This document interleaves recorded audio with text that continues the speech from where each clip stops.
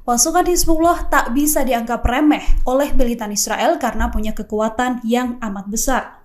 Bahkan Hizbullah dilaporkan punya pasukan khusus untuk menghancurkan Israel. Dari laporan Al Jazeera, Hizbullah sendiri sudah memperingatkan bahwa mereka sepenuhnya siap berperang melawan Israel. Hizbullah telah menegaskan bahwa serangan mereka akan berhenti jika Israel menghentikan invasi brutalnya.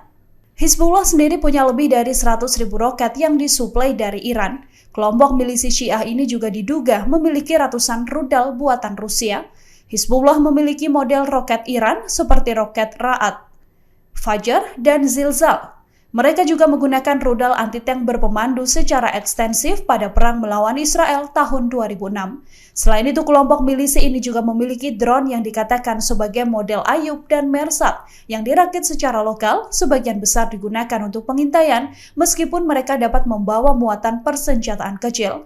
Hizbullah juga punya pasukan khusus bernama Al-Ridwan, yang mana pasukan ini melakukan latihan ketat seperti penembak jitu, perang anti-tank, pertarungan tangan kosong, pelatihan bahan peledak, pengemudi taktis, hingga pelatihan pasukan khusus.